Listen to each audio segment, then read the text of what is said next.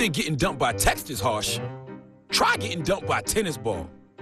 My ex-owner drove me out to the woods, yelled fetch, and by the time I bought the ball back, he was gone. Yeah, I was pissed. But the folks at the shelter helped me let go of my anger. I learned coping skills, like taking it to the hole.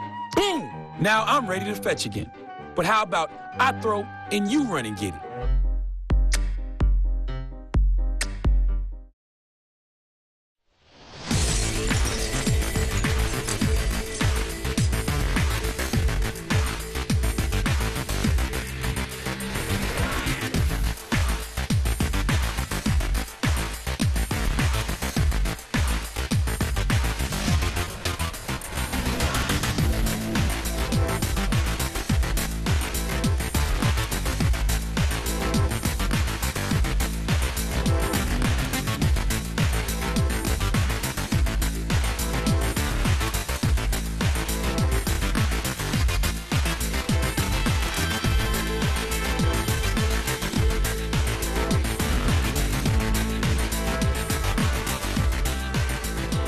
Welcome to TV20 News. We are Cleveland. I'm Leah Haslidge. Residents in the Glenville neighborhood now have a newly renovated bank at their local shopping mall. It's officially open as Mayor Frank Jackson and bank officials cut the ribbon at the Huntington Bank at the Glenville Town Center Mall. The bank is located on St. Clair Avenue, right in the heart of the Glenville community. This branch is currently the only bank in the neighborhood, plus there are plans to open 2 more locations in Cleveland, which includes the Lee Harvard and Slavic Village areas. This bank is also the first branch to partner with Mayor Jackson and his team on the city's economic initiative for Cleveland's Glenville neighborhood, which will foster commercial redevelopment and work to increase mortgage lending in the area. Where we're focusing $65 million in a concentrated effort to rebuild and to stabilize, rebuild, and to really position for the future of some neighborhoods in the city of Cleveland. And Glenville happens to be one of those. And if it weren't for Huntington Bank working with us and some other financial institutions, we would not be able to do that. So I want to thank you so much for your effort. Huntington Bank says they are committed to bettering the community and donated a $2,500 check to the Famicos Foundation. Famicos Foundation's mission is to improve the quality of life in Greater Cleveland through neighborhood revitalization, affordable housing, and integrated social services. It was a good day for Council President and Ward 13 Councilman Kevin Kelly as members of the Greater Cleveland Partnership and the Council of Smaller Enterprises awarded him with the 2016 Small Business Advocate of the Year Award. Kevin Johnson, board member for the Greater Cleveland Partnership, explained why he is the perfect recipient of the award. We're so proud to do the award and present it to Council President Kelly this year because of his work on behalf of a couple of issues that really made a bad impact on small business had they gone through. And I think one of them is just so misunderstood, and that was the issue of the minimum wage. Council President Kelly was glad to receive the award outside the Speed Exterminating store in the Old Brooklyn neighborhood. Well, it's a great honor. It's great to receive this because, we spend so much time trying to create an environment that's favorable for small businesses in Old Brooklyn. We've really worked hard with the CDC, with the City of Cleveland's Economic Development Department to come up with, different kinds of loan programs and all different kinds of incentives for small businesses to succeed. The council president went on to say that small businesses serve as the backbone for a successful community. Having a vital commercial strip, having a commercial corridor, having a place where people can shop, where people can come out, where people can gather, it's just essential to a healthy community. And I think we're making real strides towards getting there. I really like the way this Pearl Road streetscape came out. I'm thrilled to see some life in the Crather building across the street from us, and I'm standing in front of a business that's been, in operation for, 3 generations. So those are the types of things that make a strong community. The organization HIT and the CLE came together at the Global Center for Health Innovation to announce a partnership with LinkedIn, the popular website that connects business professionals all over the world. The HIT and the CLE works to cultivate and grow talent for health IT businesses in Northeast Ohio. This is a collaboration, a partnership between people coming out of industry and people coming out of academia. So it's really marrying up supply and demand when it comes to health IT talent. And it's important to have those two pieces together. So there's a clear understanding from an industry standpoint of the types of skills and the types of workforce where they're looking to hire. And then on the flip side, that the institutions, whether they be four-year universities, secondary schools, coding academies, things like that, have an understanding of the kind of students that will have the best chance to get a job when they come out.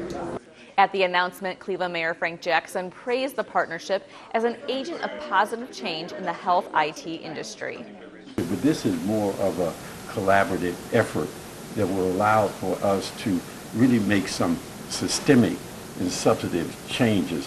And if my understanding is right, it will help us to identify where those gaps are in this particular area of health IT, that industry, this particular area, and then look at our methods and look at our institution to see what are we doing and how can we do it better in order to fill that gap. The LinkedIn partnership brings a better way to identify those who could be successful in Cleveland's health IT market. Nicole Isaac is head of public policy for LinkedIn, and she says her team will be going over member profile data from local LinkedIn users looking for a variety of different information. And when we look at profile information, in addition to information from the employers, we can best understand who are the top employers, what skill sets they hired for in the past year or in the past 6 months. We can best understand what are those educational institutions training for, and how to bring the supply side of the workforce and the demand side of the workforce together. I think it's an interesting partnership to be able to bring this additional data in, and it's a increased informing of the process, so we as a community get better at preparing our students to enter into the workforce. For more information on the HIT in the CLE, visit their website at hitinthecle.com. Well, hundreds of people from all over Ohio came out for a centennial community celebration right here in Cleveland. Go! The Ohio North First Jurisdiction Urban Initiatives presented the Strengthening Ohio Families event at Luke Easter Park. Families had the opportunity to play all types of games with the kids. There was also a health and job fair, plus other family building activities. Organizers and attendees all agree that this event is important in celebrating family unity. This event will be the first time that we've collaborated with the Church of God in Christ, Ohio North First Jurisdiction. And so this is our first time doing this event here on this site. And as you can tell, as you look around, there's so many things going on. And I'm going to tell you this, because of the success of this event, we're going to do this event again on this location. God has already blessed this area. Well, this is about Family Unity Day, and you know the church has come out and they tell me this is the 100th year that they've been participating in some type of event around family unity. And as you know, the times we live in, family unity is a very important thing. Besides all the family building activities at the event, free sneakers, clothes, and books were given out to children who attended the community building event. The Word Church have been hosting Casket Crusades, a march and gathering where men march with caskets on their shoulders to symbolize the burden shared when a life is taken. At the recent march, which went from East Tech High School to Public Square, Mayor Frank Jackson was in attendance and thanked those involved for organizing the event. You know, I want to thank Pastor Vernon for coming up with the vision and including me in it. I really want to thank you, Pastor. Whenever you're a person of authority and you see the burden of the people, you bear the responsibility of that burden. And that means that you have to work hard. You have to work hard in order to relieve that burden and not add to it. But there comes a time in the secular world when you've done pretty much what you can do and you keep trying, you do more. But sometimes you got to sit still. And you got to hand it over. So that's why today I'm here to support Pastor Vernon, because he wants to hand all this over to the high authority God.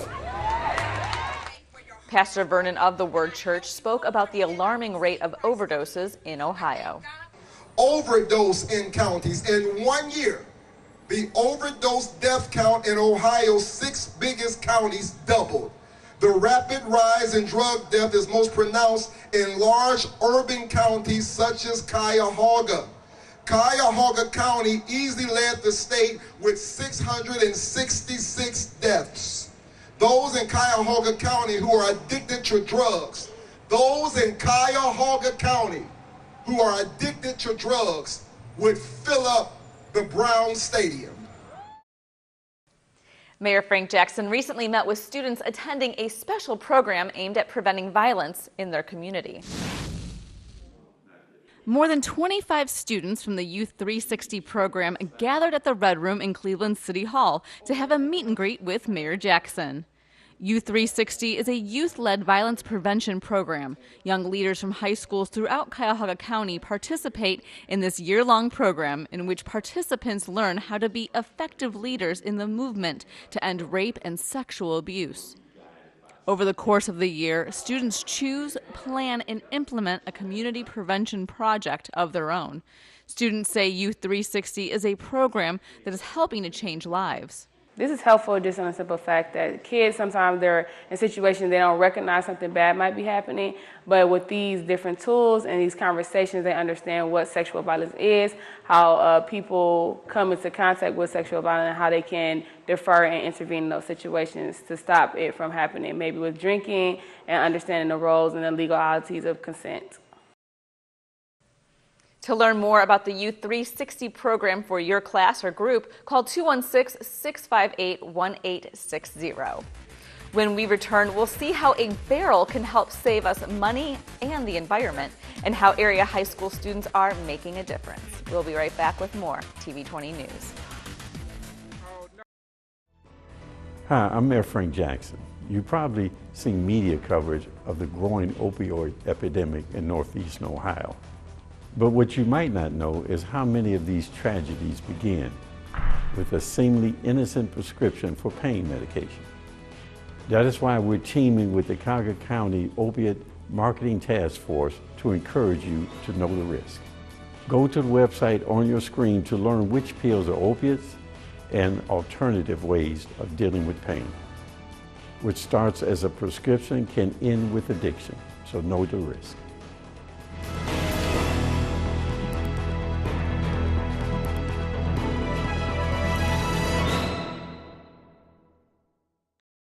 I'm Jenny Garth, and as a mother of 3, I know kids worry about a lot of things. Getting enough food to eat shouldn't be one of them. But here in America, that is a real worry for 1 in 5 children. This is unacceptable, and something Feeding America is working to solve. Through a nationwide network of food banks, Feeding America serves virtually every community in the United States, including yours. See how you can help your community. Visit feedingamerica.org. Together, we can solve hunger. Together, we're feeding America. Welcome back to TV20 News. Pachuchka means chit-chat in Japanese and is a concept that originally began in Tokyo, but started here in Cleveland in 2008. Each Pachuchka is focused on a sustainable Cleveland year celebration, and this year is the year of Vibrant Green Space. Vibrant Green Space, powered by Pachuchka, was presented by Sustainable Cleveland at the Music Box Supper Club on the west bank of the Flats. 10 speakers from various organizations were on hand to talk about different ways we can improve our environment, which Matt Gray, Chief of the Office of Sustainability, explains. This is a truly important topic for many reasons. It brings neighbors together. Green space, it cleans our water, it cleans the air. Improves health, especially those most vulnerable in our city. It tackles climate change. It's fun to play in. It improves property values. We could go on and on and on. This is really why it's an interesting topic to kind of have a theme around tonight. And the 10 speakers, I think, come at this topic from very different perspectives. Don't worry if you happen to miss this year's Pachuchka. TV20 has you covered. Head over to our TV20 YouTube channel to catch it in its entirety. And mark your calendars for the 2017 Sustainable Cleveland Summit at Cleveland Public Auditorium, September 27th and 28th. For more information, visit sustainablecleveland.org. The Mayor's Office of Sustainability has partnered up with several organizations to employ City of Cleveland high school students to provide residents with rain barrels to help save money and the environment. TV20 reporter Christian Patterson has more with this story. Yes, Leah, I'm here at Collinwood Recreation Center for the Office of Sustainability's Summer Rain Barrel Program with Youth Opportunities Unlimited. So this group in particular is part of the sustainability team, and they are working on rain barrels. So throughout the day and throughout their work week, they work on building rain barrels, delivering them to residents, talking to residents about past experiences, and then today they did a workshop for residents and delivered those, and they're actually currently giving them to the residents. So they talked about how to use a rain barrel and why it's beneficial for the residents to take one home. Northeast Ohio residents within the Cleveland Water Department service area were invited to this rain barrel workshop at Collinwood Recreation Center. As a resident in Cleveland, you get an additional fee on your stormwater bill, and that kind of takes care of what happens when we do have large rain situations and the sewers are overflowing. So these rain barrels actually help mitigate the amount of water that is going into our sewer system. So if a resident has 2 barrels, that actually is taking 55 gallons per barrel of rain away from our sewer systems. We're trying to prevent like a lot of pollution and trash. So it's good to have rain barrels at your house and your garden. At your house, you can use it for your garden, water your grass, you can use it for your cars. But I had a lot of fun. I learned a lot of things as far as like teamwork, team building. I've met a lot of cool people. I learned a lot about rain barrels, a lot about the community. It was real good. It's like real fun. Reporting from Collinwood Recreation Center, I'm Christian Patterson for TV20. We are Cleveland. Case Western Reserve University hosted the Student Research Poster Presentation event.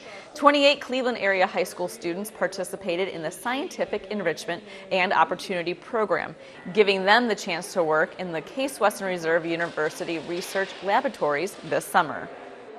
These kids show you how great the students of the high school students of the Cleveland area can be when they're given the opportunity, and here we're giving them the opportunity to do important medical research with our outstanding faculty. This program started 15 years ago in order to do exactly what I said, to give these students the opportunity to experience what research, biomedical research is really like. So far, we've had over 200 students go through this program. Almost every one of them has gone on to college, and many have gone on to biomedical professions. Mayor Frank Jackson attended the presentation and was impressed by the students. As I was going around looking at boards and talking to a couple of students, I found how much smarter they are about things than I am, and how focused they are on this type of thing. When I was their age, I may not have been that focused. And because of their ability to focus, and because of this program giving them the infrastructure and the platform to do what they desire to do, they will do great. So then it's a combination between matching the program with the student and providing the kind of enthusiasm through that program that really encourages our young people and allows them to live to their full potential, which is always good for us as a city, for communities and families. As Dr. Berger tells us, the schools play a major role in the program. Cleveland Public Schools has played a very important part by helping stimulate and motivate the students to participate in the program and helping us select the students. This is a great program, and we encourage all young high school students in the area to inquire about it and to come down and learn what careers biomedical research has to offer. For more information on the program, visit case.edu. 20 high school teens from all Cleveland recreation centers across the city were chosen to learn and present violence prevention modules to middle school students this summer. TV20 reporter Christian Patterson has more. Yes, Leah. According to Cleveland.com, Youth between the ages of 15 and 25 as the population experiencing and committing the highest rates of violence, but with the fewest available support services and programs. This is why the Near Peer program is so vital for the youth of our community. We began trying to put together ideas for how to cut down on violence in Cleveland, and wanted to design a program that stopped violence before it even started. And we know that kids listen more effectively to other kids than they tend to listen to adults. So the goal of the program is to have youth as leaders in violence prevention, to train a cohort of high school aged youth who can then go and facilitate educational sessions in the community, in schools, and in other settings throughout the summer and potentially throughout the year. So the teens this summer went through 2 weeks of training, then they had 4 weeks of educational sessions. So they were out at their rec centers teaching and working with other youth. And then so today is about celebrating and coming back together and recognizing all the work that we've done over the last 6 to 7 weeks, and just sort of sharing some successes, what they learned, exploring what the next steps might be, but really just getting back together and saying, wow, we did some good work this summer. I think it's important to recognize that success. Well, I was nervous at first because I didn't want to go out and do public speaking, but they got me over my fears, and then I actually like to do public speaking. I learned how to teach kids in a fun way. I learned how to facilitate, basically. I learned new things, like how to cope with anger and stuff like that, along as with the kids. So I learned exactly what they were learning as I was teaching it. They taught me new things just as I taught them. The Near Peer leaders had so much fun with this program that they encourage other teens to get involved. Well, I would first tell them if they were very interested in it. You know, a lot of people want to help others with their problems. So that would be one way to guide them in, lead them into this program, because everyone has a problem that they don't know exactly how to solve. And having someone, if I'm encouraging a friend to be in there, I'll say to them, let's make the world a different place. You want to help change it, which will be helping others deal with their problems that they might not know how to deal with themselves. So we're hoping this program will continue through the school year. We'll do more presentations in the rec centers through the school year, and that next summer we expand the program and get even more kids involved. We're hoping that this first group of teens who went through the program are teachers for other teens in the future, and we get a large group of kids who essentially help with this violence prevention effort that's so necessary in our city. Reporting from Collinwood Recreation Center, I'm Christian Patterson for TV20. We are Cleveland. The 9th annual Ruby Dean Huckabee Cancer Memorial and Health Festival was held at Luke Easter Park. Event organizer Angela Huckabee tells us more about this festival that is dear to her heart. This festival here was birthed from death. We lost our mother in 2009, so we decided to just have a little family gathering, but it turned out to be a big health fair. So we've been doing this for 9 years now and honor families who lost loved ones to cancer. Also, we honor loved ones who has been cancer-free. It's so encouraging and heartfelt that, they honored our mother out of all the mothers that could have been honored, But we had a very special mother, and she was loving and she was caring, and this is a very, very special honor for her. Even though people have died, that they still live on, in your memories, because we know what it's like to lose your mother. There's no pain like losing your mother, and for them to still do the things that they do after losing their own mother, it just speaks volumes about their family. We do this for people to be aware of illnesses. We have so many sickness and so many disease. Cancer, we know, is a very rare disease, and so what we do is we try to bring people in and show them, educate people, families about the awareness of cancer and diabetes. We have other health screenings, free health screenings here. So this is a wonderful event to just educate everyone about. My father right here, he was cancer survivor right here. He had cancer 2 times, Daddy. My father had cancer twice, so we educate my dad on, just everyone about cancer. The family-friendly festival also offered free food, information from City of Cleveland departments, performances from Show Wagon, and much more. The 14th annual Family Unity in the Park, hosted by Councilman Zach Reed and the Union Miles Development Corporation, was once again held at Luke Easter Park. Councilman Reed tells us what the event is all about. Fun in the city, baby. Fun in the park. Family in the park. Family having fun together. That's what it's about. It's about bringing people together after having a stressful week, maybe having a stressful month, but being able to come to Luke Easter Park for the 14th annual Family Unity in the Park concert and fireworks show. The all-day event offered free health screenings, a variety of local food vendors, information booths, a kids' play area, and of course, great entertainment. This year's lineup included artists such as Maria Jacobs, Loose Ends, and the legendary group Average White Band.